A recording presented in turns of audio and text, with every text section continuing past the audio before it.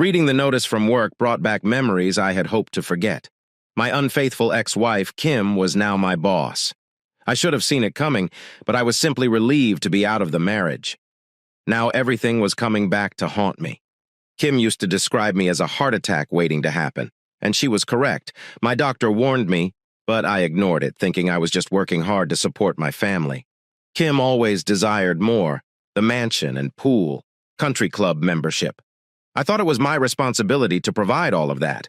Now the woman I once loved had the ability to reclaim control of my life. I realized I could not work for her, not after learning about her infidelity. I packed my belongings, collected my resignation letter, and walked out of my office for the final time. I left the letter. My company phone, car keys, and credit card are on Hazel's desk. I told her it had been a pleasure working with her and wished her well. I advised her not to let Kim push her around and to use my departure as leverage if necessary. Hazel was surprised and asked if I was really leaving. I confirmed that I could not work for anyone I did not respect. She admitted that Kim had inquired about my workload, which made her uneasy. I assured her that she hadn't done anything wrong and that my decision was unavoidable, following the merger memo. As I left, I advised Hazel to be open with Kim about my departure and to prioritize her own principles. We shook hands, and I promised to stay in touch. As I got into my car, a black limo arrived in front of the office. Kim stepped out with two well-dressed men, looking every bit the high-powered businesswoman she represented. Despite her sharp appearance, I knew her true personality. She did not notice me, which was fine with me. I waited for her to go inside before driving out of the parking lot for the final time. I'd settled my affairs, sold what I needed, and stored the rest. Taking my doctor's advice, I decided to travel and relax after work. Stress. After 3 months of sightseeing, I arrived in a small, nearly forgotten town with friendly locals, beautiful weather, and excellent fishing. I rented a cozy 3-bedroom cottage near a lake with the option to buy and start over. Sitting on the deck, sipping a cold drink, I wondered how Kim was handling my departure. The following day, I called Hazel to check in. She told me how chaotic things had become since I left. Kim was making changes throughout the company. There have been layoffs everywhere. Kevin Paxton left last week following a fight with her. I don't know what happened, but she transferred him from logistics to the basement archives. Hazel also told me that Kim tried to fire her for not stopping me from leaving. But Hazel stood her ground and even got a promotion. While I was pleased that my departure had changed Kim's plans, I was also concerned about how it would affect others in the company. The next morning, I ran out of sugar and went to the nearest convenience store. I almost ran into a young couple leaving and noticed a stressed woman in her early 20s behind the counter. "Can I help you?" she inquired as a baby fussed in the background and cars drove up to the gas pumps on the woman's side. "Where's Jillian when I need her?" I smiled and asked, "Can I help instead? I'm Sam and I live up the street. I see your baby needs a feeding and all I need is some sugar. I don't have anything urgent to do. So let me know if I can help until Jillian arrives or until you're done. I'd be delighted to help. How about I take care of the customers outside while you care for your baby?" The woman introduced herself as Monica and asked for my assistance. I went outside to help customers with their fuel, clean their windshields, and then returned inside to handle the payments. When another customer came in to browse, I approached him because he seemed interested in the fishing rods. He explained that he was just passing through and had some time to kill while his car was being repaired. Recognizing a fellow former businessman, I persuaded him to invest in a better rod to improve his fishing experience.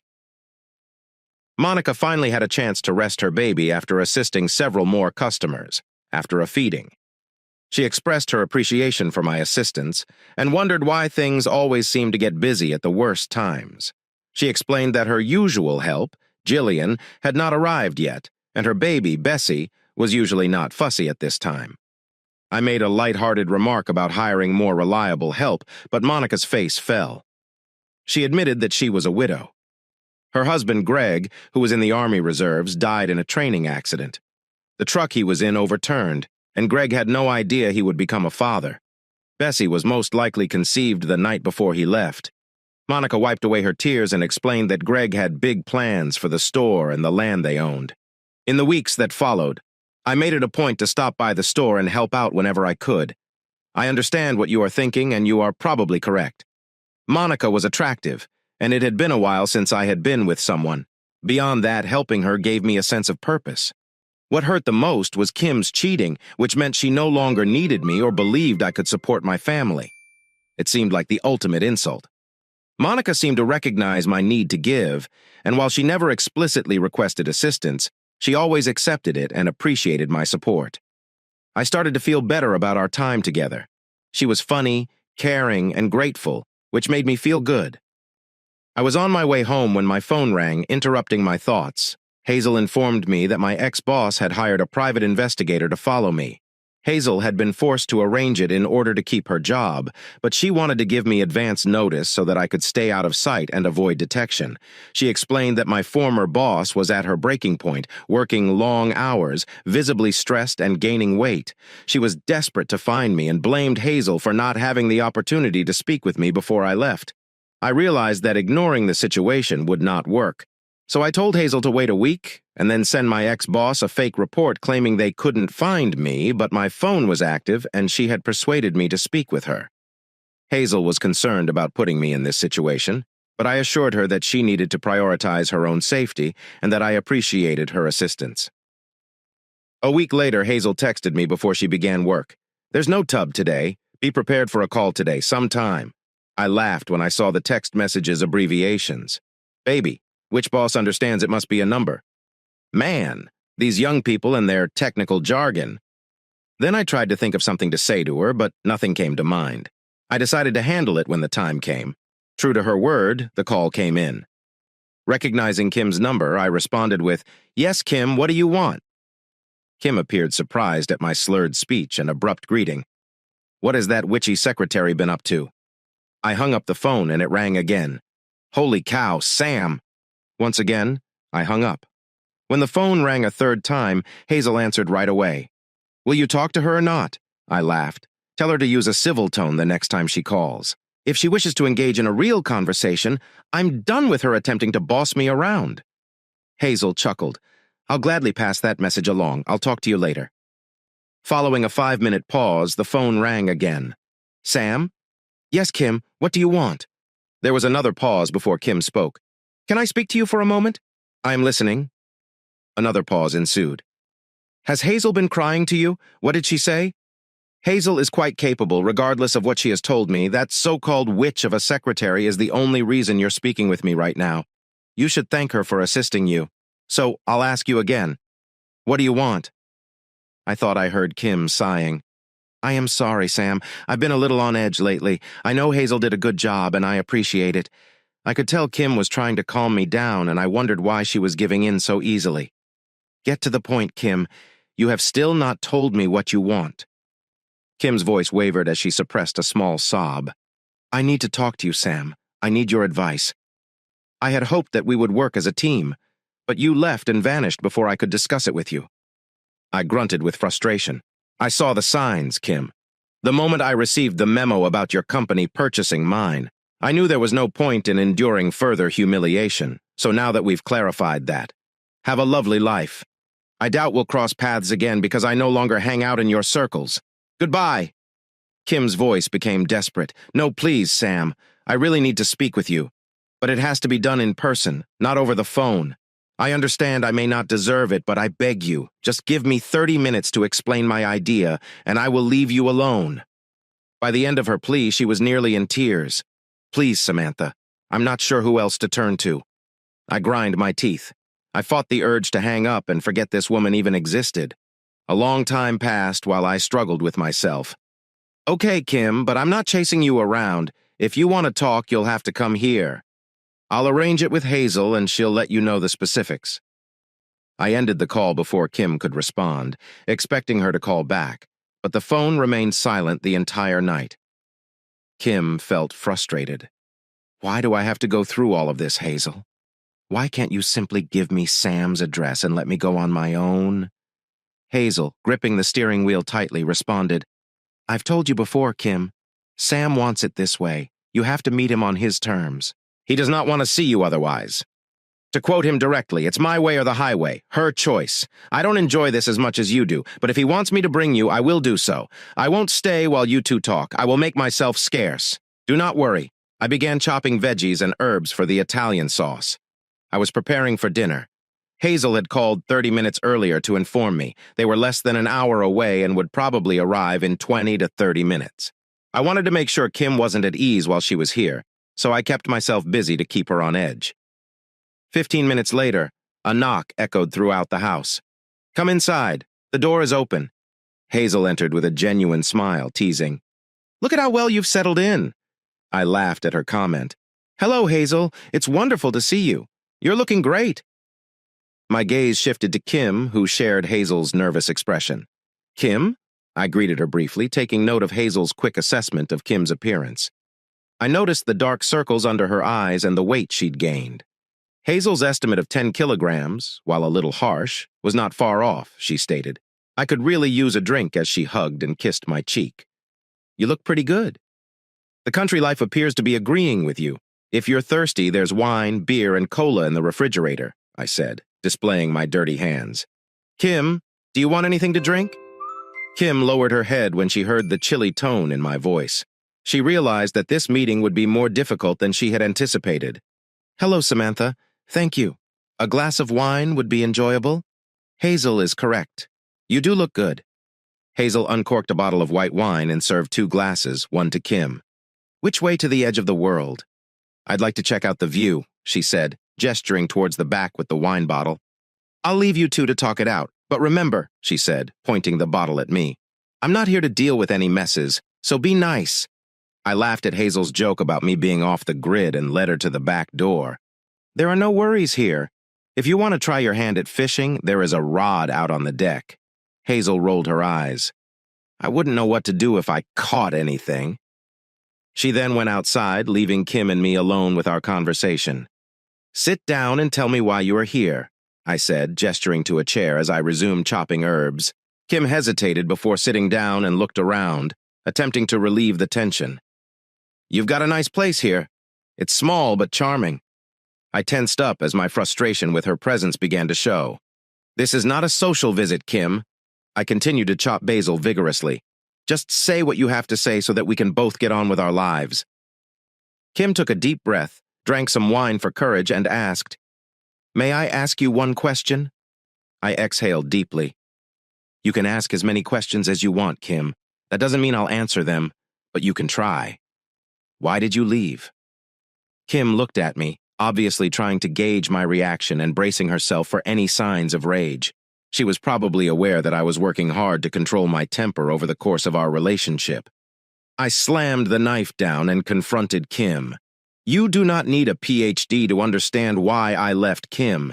You're a big shot, Vice President. To get there, you'll need to be smart. Surely you can figure it out." Kim flinched at my jab about her career advancement, and I could see her frustration rising. It was a cheap shot.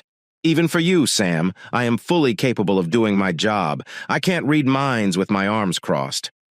I stared at her for a long time. Kim appeared to shrink under my gaze. "You're correct, Kim. Mind reading is not a common skill, but in your role, you must be able to understand people and anticipate their intentions.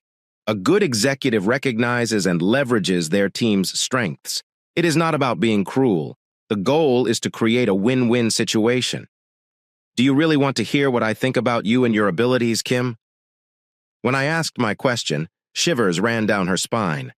She clearly knew what I was going to say, and I could tell it wasn't helping her confidence. Still, she probably thought that continuing the conversation was her best chance of getting what she wanted. She squared her shoulders and replied, "All right, Sam, I'll bite. What do you think of my corporate abilities?" Her attempt to provoke me nearly made me laugh, but I simply returned to cooking. "You are a bulldozer, Kim. You charge through like a bull in a china shop without regard for finesse or subtlety." I could tell she was caught off guard. Her open-mouthed reaction provided clear evidence. A bulldozer. She finally stammered and asked, "Could you please explain that further?" As I continued to shop, I smiled inside. "Certainly, Kim. A bulldozer will help you take the most direct path to your goal, even if it is not the easiest one. You don't consider the situation or who you might be able to help. You only concentrate on yourself. You do not strategize or plan your approach. You simply plow ahead, ignoring anyone who gets in your way. That's why you're in this difficult situation. You've burned bridges and destroyed everything in your path." I noticed a tear forming in the corner of her eye as she listened to my critique. For the first time since I had known her, she appeared at a loss for words. Her response was ineffective. "No, I don't." Her ineffective defense spoke volumes. "I did everything for us, Sam. But your ego has made you blind to this. I know I hurt you, and I've apologized several times. If you had stayed, I could have explained my plan to you. You have still not explained why you left." I tasted the sauce and decided to add more salt. "I'm not unaware, Kim. When I saw the writing on the wall, I knew you were coming into a clean house. You've been tasked with removing employees so that the company can move forward, and I agreed it was necessary. All I did was make it easier for you to make difficult decisions." Her expression indicated that she was eager to steer the conversation this way. "Sam Beckman, for someone who is supposed to be intelligent, you do some foolish things. I never intended to fire you. If you had any sense, you would have realized this. As I previously stated, I did everything for us. I wanted you to see all of your dreams come true." She was clearly attempting to pull at my heartstrings and flatter me, but I wasn't buying it. My frustration stemmed from her attempts to manipulate me. I recall sitting in the kitchen with you numerous times, complaining about how the upper management was ruining the company through poor management. I believed in you, Sam. You promised to turn things around. Now I can assist you in bringing your ideas to fruition. I believed you could do it, and I worked hard to give you the opportunity. I confronted my bosses, claiming that I could increase your company's profits significantly. And what did I receive in return? Oh, great. Now she's playing the blame game. You abandoned me without even allowing me to tell you what I had planned. I've worked tirelessly to prove that what you said was possible. All I need is a little help from the only man I've ever loved. That's you. Sam, we could enjoy the benefits of our collaborative efforts. If you'd just join me, I'd say the classic, "I love you." And let's plan our next line. I'm not foolish enough to believe we'll rekindle our relationship. I often wish we could. What I see now is that we can form a successful business partnership and achieve happiness. So what are your thoughts? How about we call a truce? Get to work and show everyone that we are a formidable team. Kim took another sip of wine and leaned back. I was pleased that I listened without interrupting. After she made her pitch, it was up to me to decide what to do next. As I finished the sauce and began boiling water for the spaghetti, I couldn't help but remember Cesar's final words. At 2, Brutus. Betrayal was the first thing that came to mind when I learned about her company's schemes and the excuses she made. Despite Kim's heartfelt plea, a nagging thought kept bothering me. Her past and present actions could be summarized in 3 words. All right, Kim, a good executive considers all options before making a decision. Let's say I believe in your so-called brilliant plan. Why do you think I can help you? Kim's eyes flashed with annoyance at my question. To her, it appeared obvious. I've previously stated that I believe you have the skills to make this work, and that you have enough standing in the company to receive the assistance you require. People value your opinions and trust you. The challenges you faced previously were all due to upper management, which I have resolved by taking over as VP. What exactly are you trying to say? I replied with a sad smile. You can't see how you're taking over and undermining my ability to gather support. But I'm not surprised that you refuse to admit you've done anything wrong. Others see things differently. Kim's expression of shock was clear as I continued. Have you ever wondered why it's so difficult to get people to support your ideas?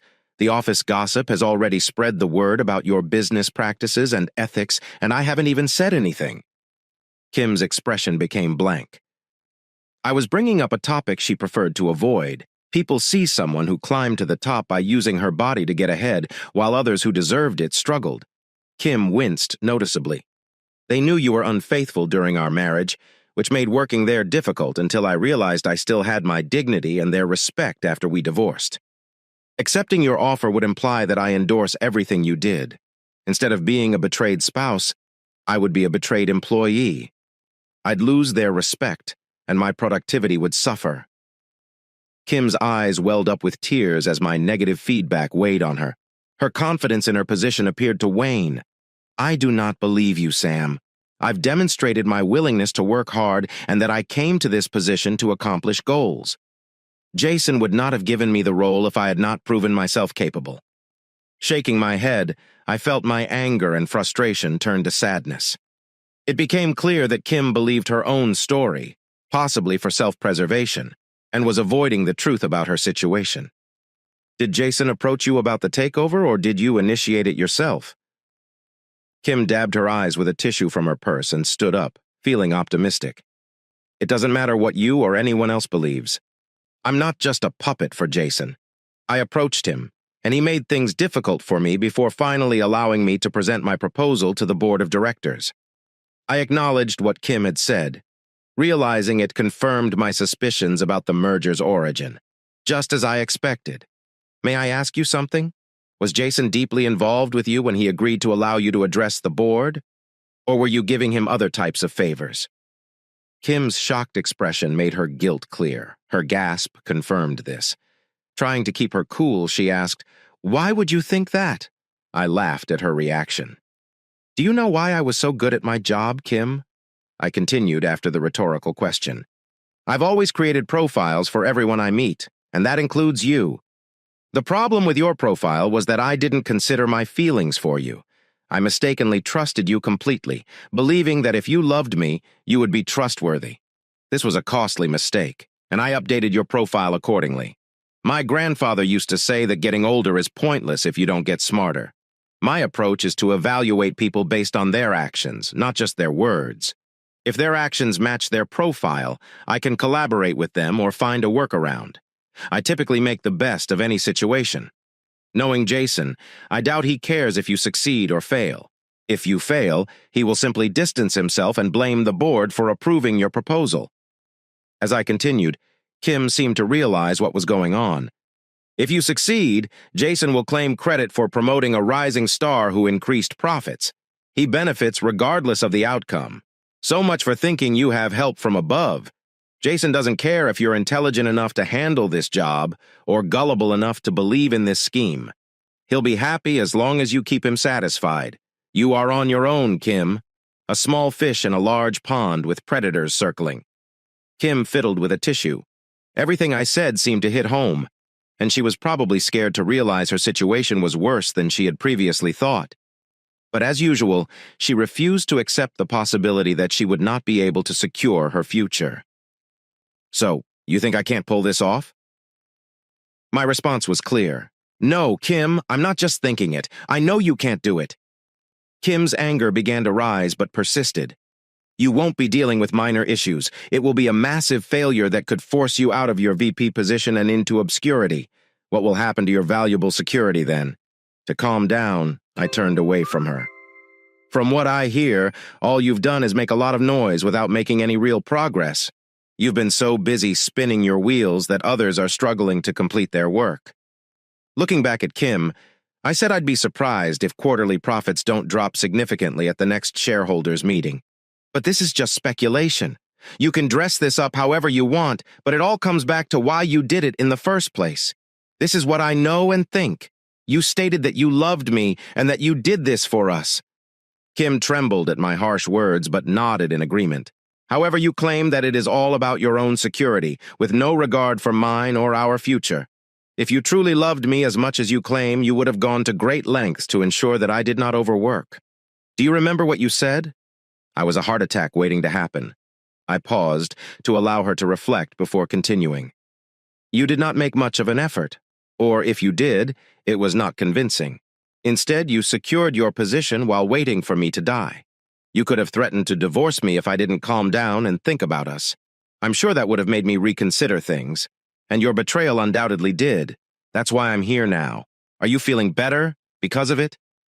"I love you, Sam. I did not want to divorce you. You did not want to divorce me. But you were fine with watching me work myself to death. That is a true sign of love, isn't it?" I said sarcastically. Inside, I felt a small sense of accomplishment. Kim couldn't respond to my points and avoided my gaze. I did not mean what I said back then. I still love you. I regret much of what I said to you back then. My serious expression probably indicated that I had reservations. I also believe Kim was convinced by her own words. "I have no doubt that you love me in your own way, Kim, but that does not help our situation. Can't you see I can't trust you anymore, either personally or professionally? It was time to conclude this conversation. This is how I see things now. You've reached your maximum potential. There is no one left to help you get further. You'll have to wait until Jason retires or dies before you can become CEO. And you thought this would be a good opportunity to secure your position and take the top spot. Kim attempted to argue, but I stopped her. That is why you took over my former company. You hoped to coerce me into working harder just to benefit yourself. I'm surprised you thought I would just go along with it. I assumed you knew I wasn't going to be a pushover after I kicked you out the first time. Then I realized I might have set you up for failure. Observing Kim's struggle, I noticed that I alternated between blaming her and accepting responsibility. You aren't making sense, Sam. It appears that you have everything mixed up. I lowered my head and exhaled deeply. All right, Kim. You've heard the saying, be cruel to be kind. Well, I was not kind. I should have been harsh with you, but instead, I led you on and should have simply cut you off and walked away. You deserved to be left high and dry. I went to Jason and made him keep his promise to promote you to VP. I cared about you enough not to abandon you, even if it was a mistake. Your constant love notes on my birthday, Christmas, and other special occasions led me to believe you still thought I might return. I stood up to check on the source and added more water to the nearly empty pot. If I had done what I should have done, you would have vanished to an unknown location, heal your wounds and start over. Hopefully wiser. That is what I recommend now. Walk away and start over. Her eyes welled up with tears once again. You'll probably end up back in a secretarial position, but that's still preferable to staying and dealing with what's to come. You'd be lucky if your job only required licking stamps and dealing with an unpleasant mailroom clerk. I watched Kim and saw how my words affected her. I tried to be harsh, but her expression of defiance rather than acceptance disappointed me. I understand I hurt you and regret it every day, but what you just heard was cruel. You do not believe in me at all, despite everything I believed in you. If you feel this way, pay close attention and see how it is done. At that point, there was a knock on the door. Come inside, I snapped. Monica entered, annoyed and concerned. Is everything all right, Sam?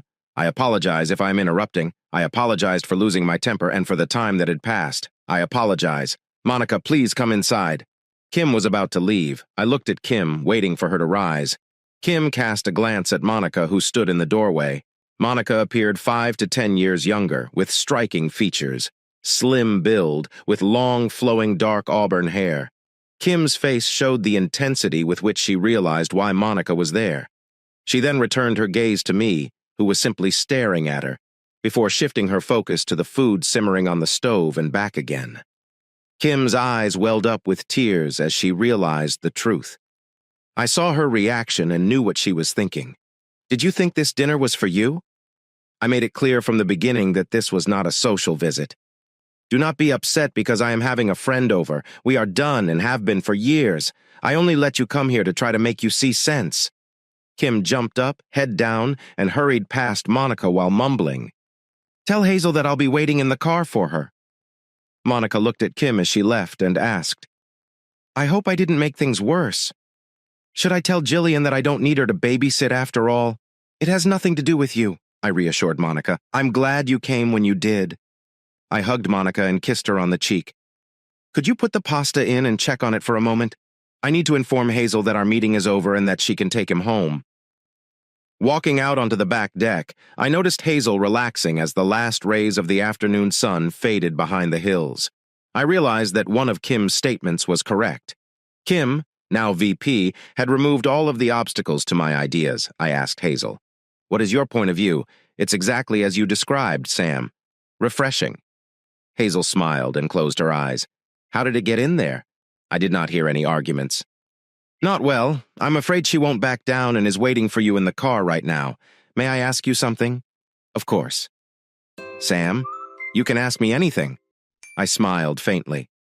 What do you see for your future at work? How ambitious are you, Hazel? Hazel's eyes widened when I asked an unexpected question.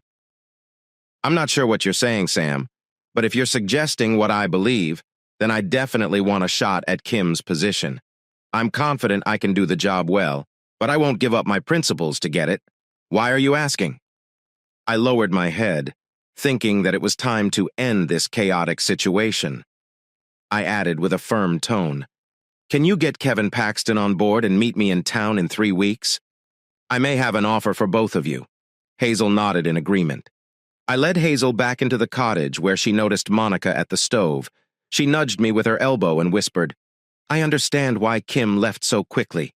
You're an old dog." Her expression caused me to smile. Monica is stunning, and I bet she was the last straw for Kim. To be honest, Kim is not in Monica's league. Not even I am. That poor girl must be nursing her injured pride. I agree with Hazel about Monica's beauty, and she's equally lovely on the inside. Monica looked up when I introduced Hazel. "Nice to meet you.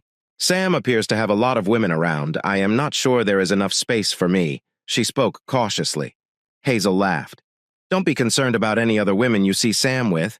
He's definitely a one-woman man, and from what I can tell, he's very interested in you. Better keep an eye out. Sam can be quite romantic when he is interested." I was unsure where Hazel was coming from. I hadn't been in any social situations with her when she made such a comment. Feeling my face flush, I said, "I believe you've said enough for tonight. Hazel, it's time to go." As I escorted her to the front door, she looked back and gave her final advice. "If you're smart, Monica, don't let this guy get away." She kissed my cheek one last time before saying goodbye. "Behave yourself, and I will see you in 3 weeks." Monica and I were finishing our dinner and sipping Merlot on the back deck, watching the ducks and swans float by. We discussed what had happened earlier that day, and I told Monica about the messy details of my marriage to Kim and the chaos it caused. "Sam, you don't really want to do this, do you?" I flinched at the prospect of what lay ahead. "No, Monica, you're correct. I do not want to do it, but it is necessary. I can't simply sit back and watch everyone lose their jobs because I took the easy way out. Even though it's challenging, I don't have any other options." Monica paused for a moment before saying, "Honestly, I believe Kim still has feelings for you." I almost laughed as I looked over at Monica. I knew she felt this way before, but I doubt it now, not after how I spoke to her today. I really laid into her, but I don't think it changed anything. Monica grinned. "Despite your tough talk, it is clear that you care about others, including Kim. Believe me, we women appreciate that in a man." I didn't have much to say, so I drank another sip of beer. Monica gave my arm a reassuring pat. "If I'm not mistaken, I believe you will do what is best for everyone." I nodded with dread, but I'm afraid not everyone will see it the same way.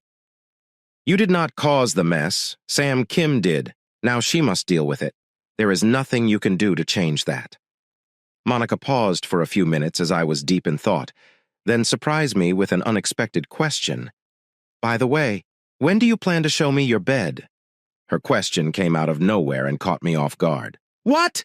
Monica laughed. "Hazel warned me that if I wanted to claim you, I couldn't play around." She said, "If you're smart, Monica, you won't let this guy get away. So here I am, holding on to someone I believe is worth it. Are you seeking more than just friendship?" I probably sounded like a nervous teen attempting to figure things out. I didn't want to mess anything up. As you can see, my history with women isn't particularly good. I struggled to meet her gaze while saying it. Monica laughed. "You're blushing, Sam." My cheeks turned bright red, and a shy smile spread across my face. "You know how to make a guy feel awkward." I rubbed my face and eyes, hoping to regain my composure rather than being tired. "When I walked into your store and saw you so stressed out, and you accepted my assistance, I felt like a superhero arriving to save the day." Her smile was priceless. "You were my hero that day, and you still are, Sam." Monica leaned in for a warm kiss on my cheek. "Since then, I have come to rely on you. I understand why you were so nice to me months ago." Monica paused when she noticed my confusion. "It must have been difficult for you to watch Kim make you feel unimportant. But if it helps, I need you, Sam. I haven't felt so relaxed and comfortable since Greg died. Yeah, it's a guy thing." Kim didn't understand, and I couldn't explain it either. Monica gave my hand a reassuring pat. "You've been very nice to me, Sam. I want you to know that I appreciate it." It wasn't until Hazel made her mistake that I realized I had feelings for you that went beyond friendship. So what are your thoughts? Ready to take it to the next level? Monica looked at me with sincerity and hope. "Okay, if you insist. I suppose I'll have to show you my etchings," I said with a playful grin. Monica's face lightened up. "Forget the etchings. I'm more interested in the tool you use for them." We both burst out laughing as she stood up and moved toward the door, joking. "Rush you to the bedroom." I noticed Kevin and Hazel watching me as I entered the restaurant. My expression must have revealed my mood. Kevin got up and extended his hand. "It has been a while, old friend. It's wonderful to see you again after all this time. What have you been up to? You look 10 years younger." I smiled as I shook Kevin's hand. "It's great to see you too. I'm in excellent shape. How is life treating you?" "Okay, not too bad. I can't complain because no one really listens anyway." I smiled at Kevin's comment and kissed Hazel on the cheek. "You look as beautiful as ever." "I'm not sure what you see in this rough guy, but I hope he's been treating you well." Hazel laughed. "He may be rough around the edges, but I prefer the rugged look." "How did you know?" I smiled. As I told Kim, I'm good at reading people, and I noticed your reaction when I invited Kevin to join us today. I think you two make an excellent pair. Kevin smiled at my compliment. "So what is the proposal you have for us?" I laughed. "Kevin, you always get straight to the point. Okay, let's get to business first. Then we can unwind and enjoy our meal." As the waitress brought our drinks, I began outlining the situation. The company is in serious trouble, and unless we act quickly, everyone will be out of work and looking for new opportunities. As you are aware, there are limited opportunities available. I took some folders from my briefcase and handed the white one to Kevin. "This is my plan for resolving the issue. If you have any concerns or suggestions, please let me know." While Kevin was looking through the folder, I opened another one. "Here's a list of people you'll need to convince. You decide how you approach them." Kevin skimmed the first folder. "You seem to have put a lot of thought into this. According to what I see, you're targeting not only JPL and Kim, but also Dobson Inc. and Jason." Kevin's expression indicated that he was catching on. "We have no choice since Dobson purchased JPL. We need two-pronged strategy. Initially, my plan was only for JPL, but we now need to include Dobson's board of directors as well. If you can persuade them and Hazel handles things at JPL, we might have a slim chance." Kevin passed the folder to Hazel. "You are not kidding when you say the chances are slim. More like nearly non-existent, but I see potential. Perhaps we should consult Jack Deacon. Do you think he's great with numbers?" I thought for a moment before responding. "Jack is a numbers genius, but if you believe he is the right person for the job, it's worth a shot." We didn't get along well in the end, however. I'm not sure why, but it was clear he disliked working with me. Hazel agreed as she looked through the folder. "I believe Jack should definitely be involved. He is an expert in creative accounting. I'll speak with him and see how he feels about this." Kevin flipped through the second folder, checking out the list of names. "Wow! There are some big names here. I'm not sure if I can even get in to see some of these people, let alone get them on board." I smiled as he expressed his uncertainty. "Do you think that is a problem? I have been working on this for 3 weeks. There is only one Slovak name. I have not been able to contact him at all. If he does not join us, the entire plan falls apart. How did you become so well connected?" "Connected? If I were that good, I'd already have Slovak eating out of my hand." I gave Kevin another folder. This one lists the appointments for everyone else on the list except Slovak. Hazel glanced up from her folder. "Isn't Slovak related to Jerry Cambridge? Perhaps Jerry could help us arrange a meeting with him." Kevin and I exchanged glances and shrugs. Kevin asked, "Can you look into that and set something up, sweetheart?" Hazel smiled. "I'm meeting with Jerry tomorrow to plan a trip. I will ask him then." That bit of news lifted my spirits, so I added that I'd already scheduled the other meetings. Even at the highest levels, things are becoming disorganized. I used a lot of connections to make this happen. There are still a lot of details to work out, and I believe we should gather everyone to finalize the plan. Hazel shakes her head. "I can't believe Jason didn't see it coming." "Oh, he knows what's coming," I replied with a scoff. "He simply doesn't care. He has his escape plan ready, and Kim is in for a big surprise when he stabs her in the back." Hazel grimaced. "Kim may be a selfish jerk, but she does not deserve to be betrayed this way." I nodded in agreement. "I believe you will need to act before the next quarterly stockholders meeting. If he wants to stay clean, we must act quickly and efficiently. If we can impress the top executives, we will be in good shape." Kevin shakes his head. "Do you really think we'll accept your offer?" I smiled again. "Think about it, Kevin. What have you got to lose? If Kim can persuade them with her ideas, you'll be fine. You haven't found a job that suits your skills, have you?" I know you have issues with Kim, and I'm pretty sure Jason isn't one of your favorites either. I nodded to Hazel, who believes in you as much as I do. I'm confident you will seize this opportunity. I've finished the easy part. Now all you need to do is deliver. Kevin and Hazel left, all wrapped up in a nice pink ribbon, Kevin said with a sarcastic tone. Hazel frowned. How about Jason? He won't just give up, and I'm confident he has the resources to sabotage this before it even begins, she explained, flipping through the second folder. I made an evil grin. Do not worry about Jason. I will handle him. You won't have to see him, let alone interact with him. Simply keep Kim distracted so she doesn't notice what's going on and doesn't make a mess of things. Hazel mirrored my grin. Kim is the least of our concerns right now. She has been so disoriented since your conversation with her that she has no idea what day it is. Monica really got to her, and she is now determined to prove you wrong. I can tell you, Sam, you've really upset her. I've had to step in and fix many of her proposals to make her appear competent. Kevin, Hazel, and I enjoyed our meal as we finalized our plans. By the time we finished, we had set up another meeting with some other people in 2 days to go over the final draft. The meeting was tense, to say the least. Hazel and Kevin had gathered a small group of allies to assist us in closing the deal. Jack Deacon was one of them, and, as expected, he was confrontational right away. Despite this, he did listen to our pitch.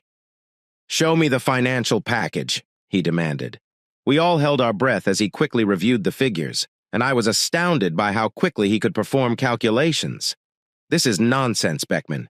You cannot back up these figures. My first instinct was to retaliate against his criticism, but I managed to remain calm. These are only estimates, rough projections. Deacon smirked. Do not quit your day job, Beckman. Meteorologists have provided more reliable weather forecasts in my experience. It was time to prove ourselves. I told Kim I was good at dealing with difficult people, and now was the time to show it. Look, Deacon, may I call you Jack? I understand we haven't seen eye to eye since Kim's unconventional rise to power, but I know you're good at what you do, which is why you're here. You are the best. I could see him puffing up with pride, which made me believe I was on the right track. Jack gave a knowing smile. I may appear to you to be nothing more than a number cruncher, but I'm not so disconnected that I don't recognize when someone is attempting to flatter me. I clenched my teeth in frustration. I realize it sounded flattering, but that doesn't make it any less true. I motioned to the others in the room. What will these people do if things go wrong at the next stockholders' meeting? To be honest, I don't care if you join this proposal or not. I can walk away and return to my quiet life in the country while you all figure out how to handle the unemployment. Jack, you're a numbers genius. You can get a job at any time. But how about the rest of these people? We need you to perform your magic and make those predictions come true. I could see Jack's wheels turning despite his earlier demeanor. He appeared concerned. So this isn't just a scheme to help your wife advance in the company. I shook my head and chuckled, my smile tinged with sadness. That's what Jack's problem with me was. No, Jack, that is not it at all. She is my ex-wife, and if we pull it off, she'll be lucky to end up shuffling papers in a room with no windows. I made a mistake by divorcing her.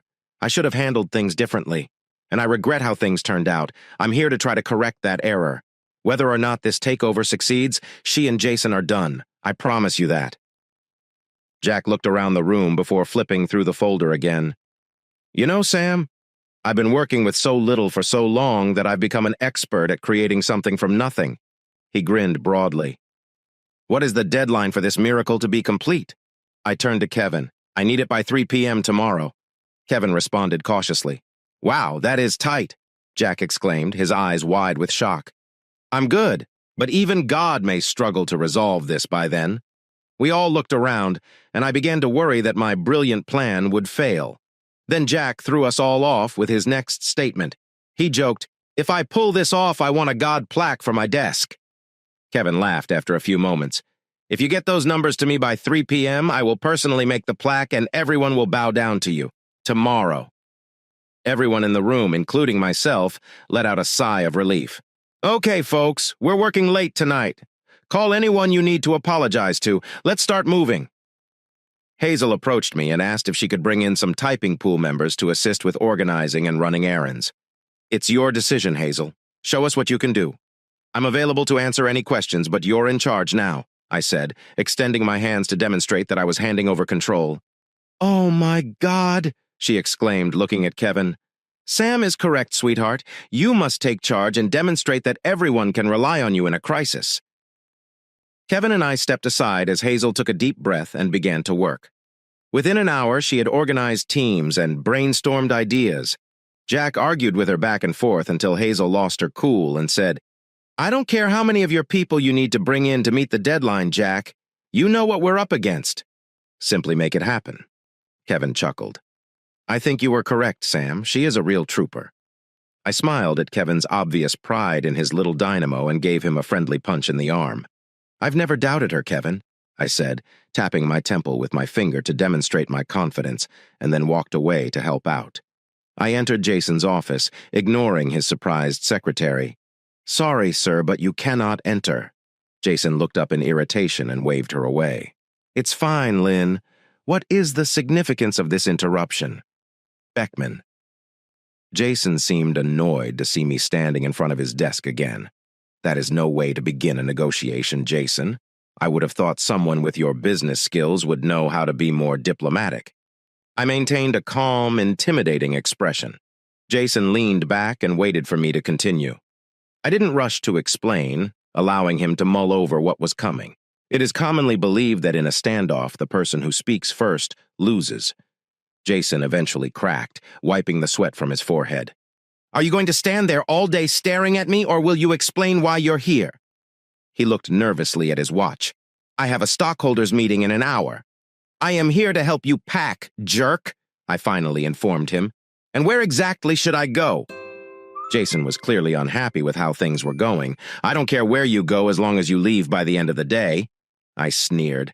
"But I recommend you visit another state on the other side of the country. And what if I'm not going to leave, jerk? I'm only a few years away from retirement, and I'm not about to give up my generous retirement package for somebody like you." I shake my head. "You have two options, idiot. You can resign and leave with only what you have in your pockets, or you can stay and watch me pick apart your miserable life piece by piece. This includes your personal life. And from what I can tell, you'll be lucky if you have enough left over to buy a cup of coffee." Jason frowned. "I did what you asked, Beckman. I gave Kim a shot at VP, and as you know, she is now in charge of JPL. So why are you suddenly issuing threats? We've never agreed on anything, but I believed you kept your word. Why are you bringing up the past now?" I leaned forward, placing both hands on his desk, our faces inches apart. "You changed my mind, you worthless piece of garbage. I upheld my end of the bargain until you broke it, and now you're going to pay. You screwed Kim in more ways than one. You allowed her to present her proposal to the board knowing it would fail. You saw a chance to solve two problems at once. You knew she'd come to me for help, but I wouldn't help her. So you broke our agreement, and now I'm going to make you pay." Jason was sweating profusely as he listened. He must have been shocked to learn that I knew he had set her up. "I did not break our agreement, Beckman. She came to me. I just gave her the opportunity to prove herself. If anyone is to blame for her circumstances, it is she." "Cut the crap! You are a piece of trash!" I exclaimed, knocking some items off his desk with my left hand in frustration. "You had every opportunity to stop her. Even someone with a fifth-grade education would understand she couldn't get in front of the board without your assistance." I jabbed my finger at his face before continuing. "You made the call and you messed up. You now need to fix it. Either resign or let your life fall apart." Jason's face expressed a variety of emotions, and I enjoyed watching him struggle. I stood firm while he considered his options. "I seriously doubt you have any evidence to back up your threats against me." It was satisfying to see him realize that every option he considered was closed. "Do you really think I've just been sitting around the last few years?" I said, "I have all the dirt on your shady dealings from before you destroyed my marriage. I've also discovered more corporate fraud and embezzlement, to name a few. I wasn't telling the truth. But given his corrupt nature, I suspected he had more skeletons in his closet. Jason, the choice is yours. Jail or resign." I watched his eyes dart around as he realized that his only option was to leave through his office door. "Kevin Paxton is currently meeting with your board of directors, and he has a plan to ruin things for you." I added for good measure, "and when I'm finished here, I'm going straight there to hand over everything I have on you." Nobody will have to worry about you interfering with any future marriages because you will be out of the picture. That was the final straw for Jason. He pressed the intercom. Lynn, come in here with a pad and pencil. I need a letter typed immediately. I went over to his liquor cabinet and poured myself a scotch. Beckman, you don't have to stay here. You win. I will be out by the end of the day. I sipped my drink as Jason's secretary entered and sat down to take notes. Don't worry, Jason. I don't have anything urgent right now. I'd gladly deliver your letter for you. Lynette felt the tension as she waited for Jason to begin dictating. By the time he finished, she couldn't stop laughing and dashed out of the office. I saw her reaction and knew word would spread throughout the office before Jason had a chance to pack and leave. As a final jab, I called out to him as he exited his office for the final time. I've heard that the South Pole has great weather this time of year. I will not be looking for you there. Oh, Jason, have a nice day. Lynette returned a few minutes later and gave me a tight hug. Thank you, Mr. Beckman. I'm very grateful. I drew back, puzzled. Why are you thanking me? Lynette, with tears in her eyes, explained that Jason was attempting to blackmail her. He's been dropping hints at me, and I believe he intended to escalate if I didn't comply. I sincerely appreciate what you have done for me. I was upset that Jason was leaving without consequences. I was correct. Kim had outlived its usefulness, and Jason was looking for a replacement target. I assumed Jason had sealed his own fate, and his marriage was now in jeopardy. Do not worry. Your next boss will be someone you can trust. If everything goes as planned, he will only expect you to do a good job. He is a fair and honest individual who values loyalty and his employees. Lynette pressed another kiss on my cheek. You're officially on my Christmas list for life, and I will try to persuade my husband to name our next son after you. She grinned. Thank you again for all your assistance. She gave me an envelope. I've never enjoyed typing a letter more than I did this one. I walked back into the office. Jason left 6 months ago. Morning. Is Lynn the boss here? Morning, Mr. Beckman. Yes, Mr. Paxton is expecting you. As I reached for the door, she added, Mr. Beckman, you were correct. He's everything a secretary could hope for. Thank you again. I smiled as I opened the door. No problem, Lynn. Please call me Sam. Mr. Beckman was my father, I responded with a chuckle. Lynette giggled and waved me through. So how does it feel to be the CEO of a top-performing company? Last quarter? I inquired as I settled into a comfortable chair. Sam, you old rascal. Where have you been? How are you? I can't express how much we all appreciate what you've done, particularly for Hazel and me. She still pinches herself in the morning to ensure it's not a dream. I raised an eyebrow. Intrigued? Really? And how do you know this for sure? Are you telling me you're waking up beside her? Any plans for a small merger here? I was joking. Kevin shrugged. We're still negotiating, but an agreement is likely soon. Hazel would love for you to attend the signing, and I hear you've been working on a personal project. I laughed. Same here, and that's where I have been. You had a business to save while I had one to start. Monica certainly has the pedigree. She is a fine thoroughbred. If I have a say, I'll hitch my wagon to hers. Once our laughter subsided, Kevin posed a serious question. Have you heard of Kim? My expression became serious. Yes. Hazel called me the day she was transported to the hospital. Everything seemed to become too much for her, and she had a breakdown. Hazel invited me to come by that afternoon to see how she was doing and perhaps mend some fences. I didn't think it was worth it until she sought professional help. My presence might have made matters worse. Kevin nodded and shrugged. Yes, perhaps you are correct. Hazel appeared to feel sorry for her, but that is just how women are. I believe Hazel is going to offer her a junior position at JPL, perhaps as a secretary. I hope that doesn't bother you. I shook my head, frowning. No way. I don't hate her, and to be honest, I no longer dislike her. She's just someone I used to know. I hope she pulls herself together and gets on with her life. Kevin leaned back in his chair. So you're not interested in returning? I can get you a great job with a high salary. I laughed. No chance, buddy. Furthermore, according to what I've heard, you now have God on your side. Kevin also laughed. Oh yes, I nearly forgot about Jack. He received his plaque and earned everyone's respect. You were correct. He is a true mathematical genius. It was touch and go for a while, and he handed me the financial statement as I walked into the board meeting an hour before the stockholders' meeting. Kevin's smile widened, and he began chuckling. "What's so funny?" I was just picturing Jack's expression when a group of girls approached him and gave him the look.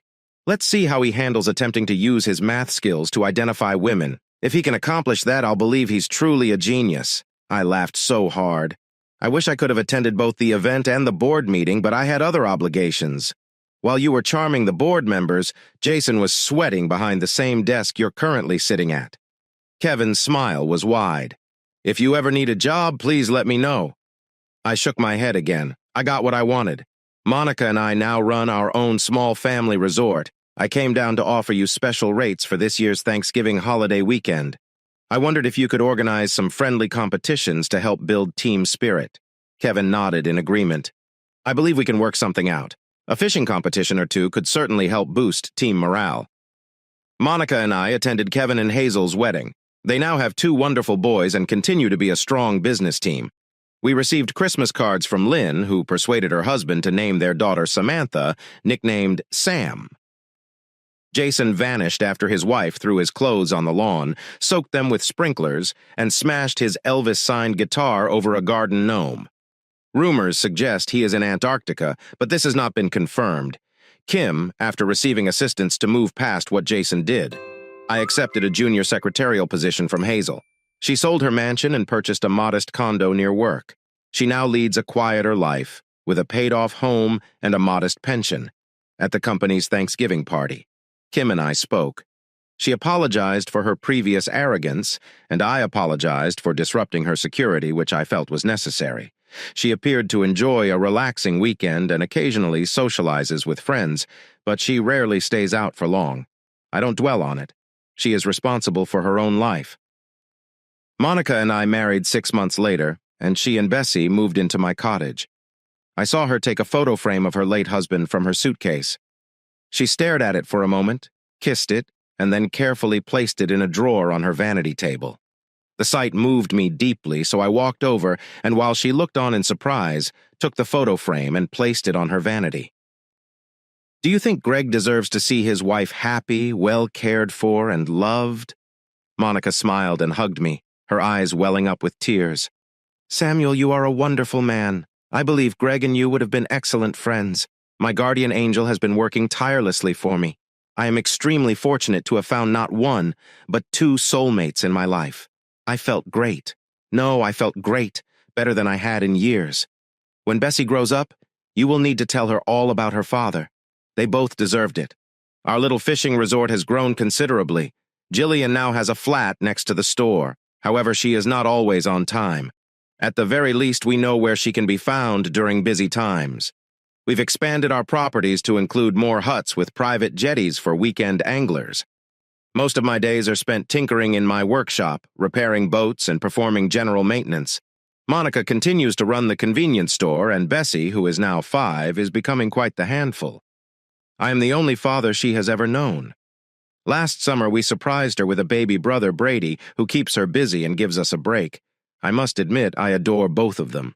Oh, and my doctor is pleased, so I should probably send him a nice thank you card for that. Here is the next story. My wife and I almost divorced before her cancer diagnosis, but my son accused me of cheating by remarrying 3 years after his mother died, so I told my son about her affair. Hello. So my family situation is a little complicated, and I really hope you don't pass judgment on me or my ex-wife too quickly, and instead, keep an open mind. So, as a 42-year-old man, I met my late wife Rita in college and married shortly after graduation. We've been together for nearly 20 years and have a 15-year-old son together, but we lost her to ovarian cancer almost 3 years ago, which is complicated by the fact that she was diagnosed nearly 2 years before she died, and both of us were considering divorce at the time. Things hadn't been going well for a long time, and neither of us was satisfied with the other. We would pretend that everything was fine for the sake of our son. We simply didn't get along anymore, and it had been that way for nearly 4 to 5 years before we finally admitted it. One day, she sat me down and told me that this was not working for her, and she was no longer happy with the way she was. A lot had changed since our first years of marriage, and I had a good sense of it as well, and even though I wanted to be sad about it, I was actually relieved. So we agreed that within a few days, we would inform our son that we were separating. However, we were unable to do so because she was diagnosed with ovarian cancer just 1 week after our discussion. It had gone undetected for far too long because the symptoms were not obvious enough and it was too late. By the time she received her diagnosis, obviously divorce was out of the question as soon as we learned about the cancer, because we couldn't deal with everything at once. She had given me an out, however, by telling me that I was free to leave her if I did not want to stay and care for her while she was sick, because she had been cheating on me for nearly 6 months before admitting that our marriage was not working and informing me of her plans to divorce. Even then, she refused to tell me about the affair until the divorce was finalized, for fear of how I would react. However, after her diagnosis, she stated that her conscience would not allow her to let me stay with her despite my unhappiness and care for her financially and otherwise while she was lying through her teeth to me. I was saddened by it because we had been together for so long and she had had an affair and refused to tell me. However, it is extremely difficult to hold someone who is literally dying. So I set all of that aside because I made a promise to her in sickness and health, right? That's why I decided to be there for her. I also didn't think my son would like it if I chose to leave his mother, and I doubt he would understand what was going on at the time, given that he was only 10 years old. So we kept the affair quiet and never discussed our decision to divorce again, continuing to put up a front for our son until she died 3 years ago. We told our families about everything, though, because we didn't want any drama later. Exactly the type of drama that is currently unfolding following her death. My parents were fine with it, but her family had reservations about our arrangement. They couldn't really disagree with it. Rita had been very clear about what she wanted. I was with her until the end, and I will never regret it. Even though she had cheated on me and we hadn't been happy together for a long time, she was still a very important part of my life, and I'm glad I could be there for her in her final days. For the record, she ended the affair. After the diagnosis, I never spoke to him again. Anyway, that was it. Since then, I've maintained contact with her family, and her parents and brother pay us occasional visits to see how my son and I are doing. But it has mostly been just me and him. I know he misses his mother terribly, and sometimes I miss her as well. But I have attempted to move on with my life. By the time Rita was diagnosed, I had already fallen out of love with her, and she had as well, which was why we were almost divorced. But after she died, it felt wrong to date anyone. So I decided that I was not going to go out of my way to find love. But, well, it happens when it does. About 6 months after her death, I met Lana, 45. We met through work, and I'm sure we both felt an instant connection. But I never acted on it because I was still a grieving husband and didn't want to do anything inappropriate. She took the initiative to ask me out, and when that happened, I couldn't help but say yes. After nearly a year since Rita's death, I had a date again. I was as happy as could be.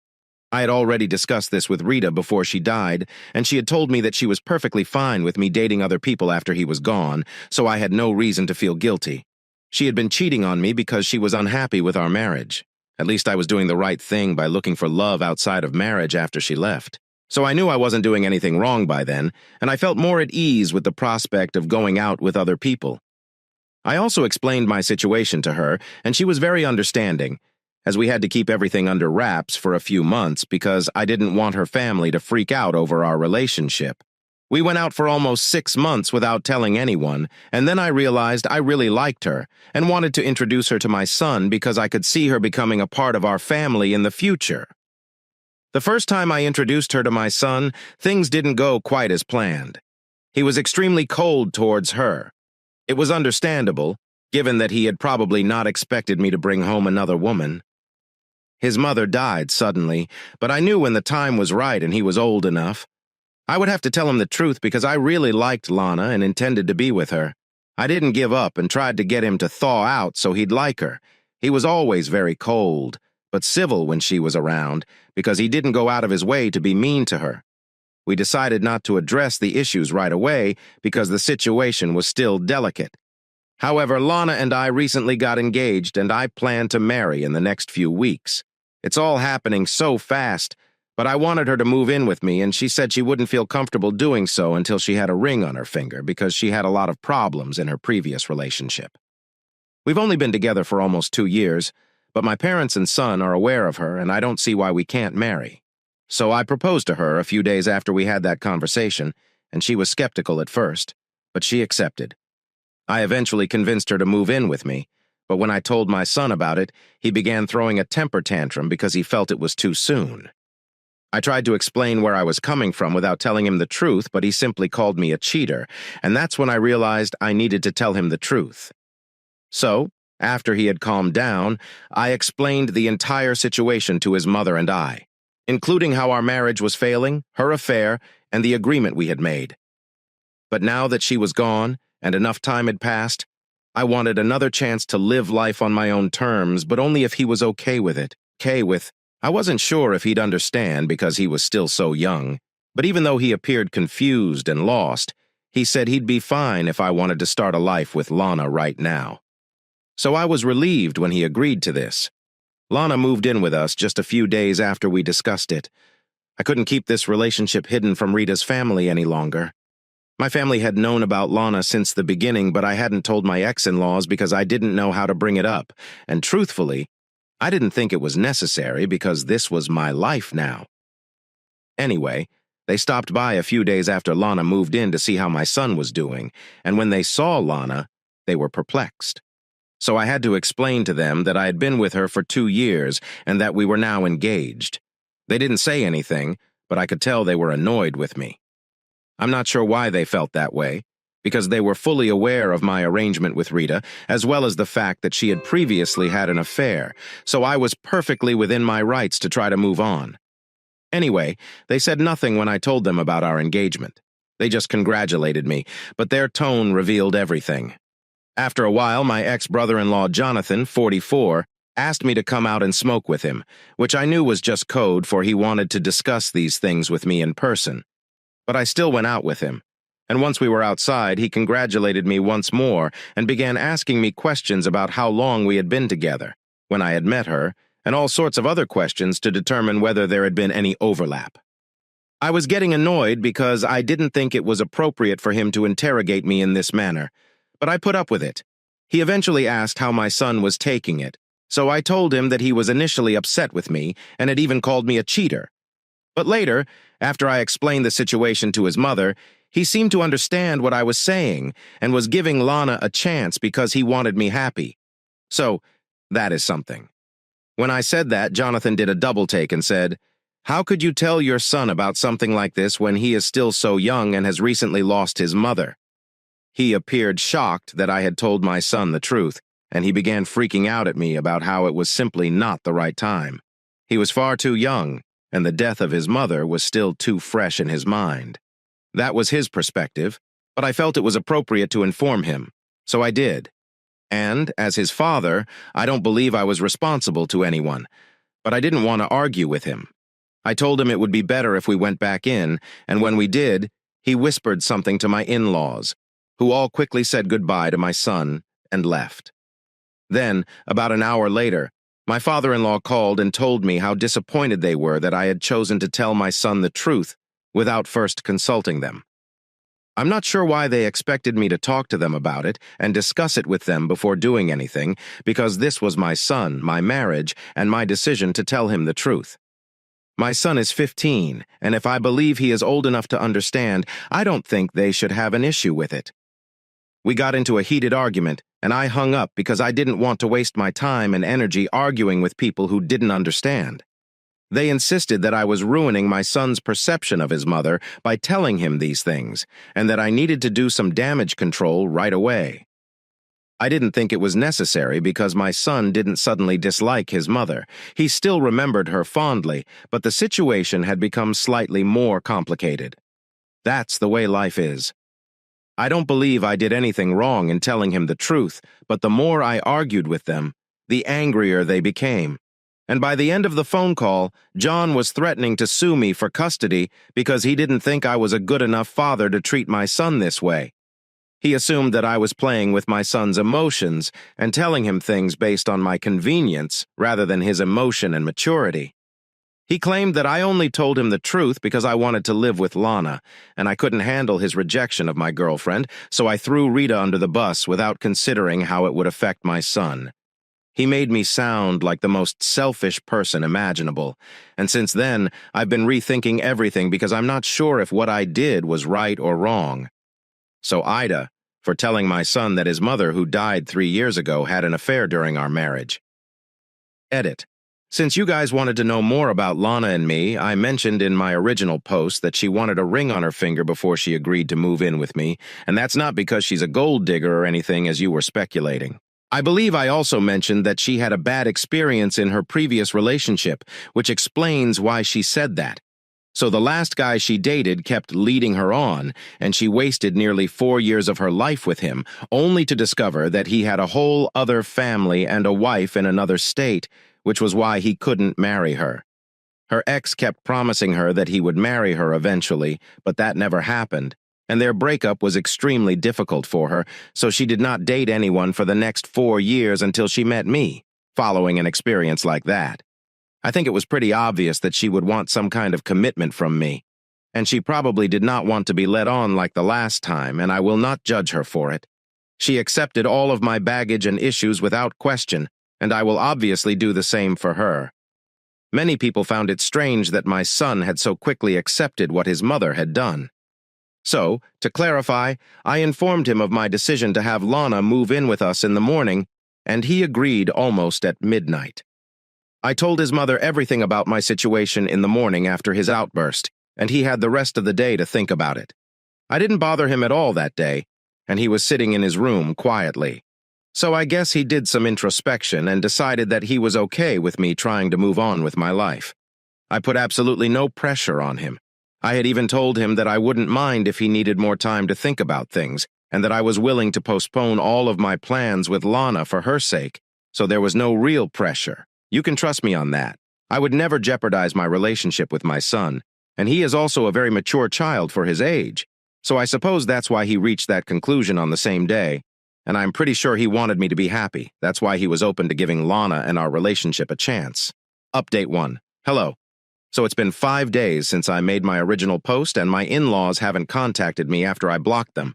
I'm guessing they're up to something behind my back, but I couldn't care less. I'm just concerned with how my son feels right now. After everything Jonathan and my in-laws had accused me of, I was feeling strange about everything. Even some people in this job had left nasty comments, but there were also many supportive comments.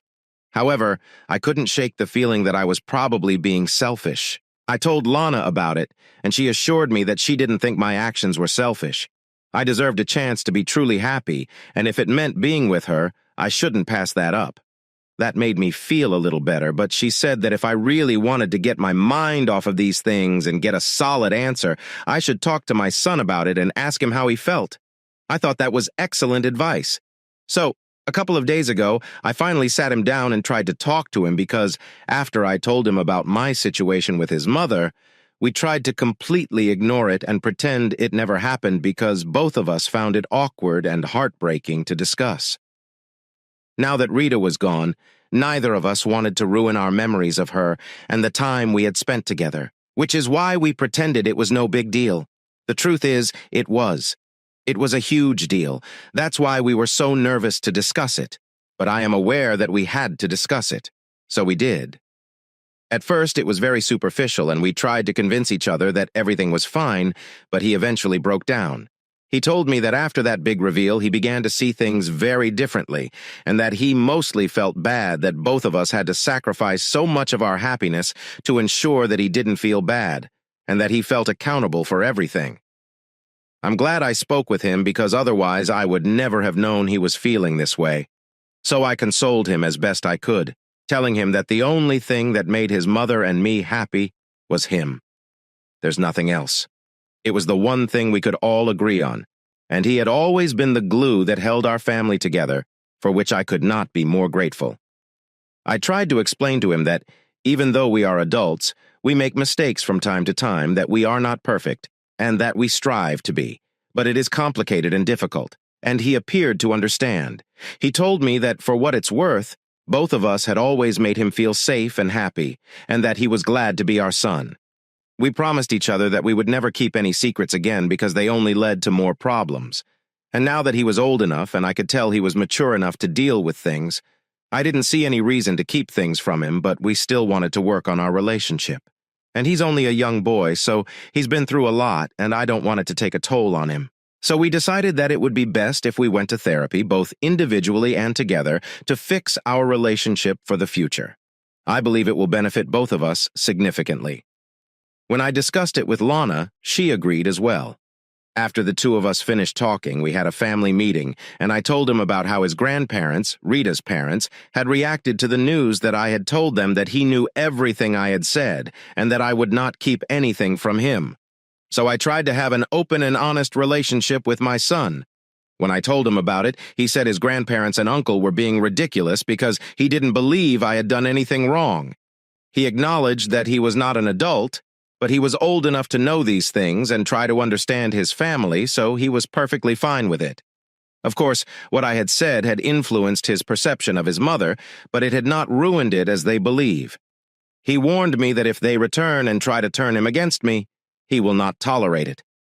And I was overjoyed to hear that, because it means that, despite everything, I'm still the person my son loves and trusts the most, and I intend to live up to his expectations indefinitely.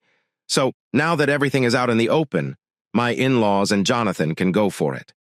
And I'm no longer scared because I have Lana and my son's support. That is all I need to deal with them. To be honest, the last time we met, I let them get away with the way they spoke to me and threatened me because I wasn't confident in myself. But that's no longer the case. So, yeah, let them bring it on. Update 2. So, after nearly 2 weeks of no contact, my in-laws and Jonathan arrived this morning, accompanied by their lawyer, and they brought with them the paperwork to terminate my parental rights.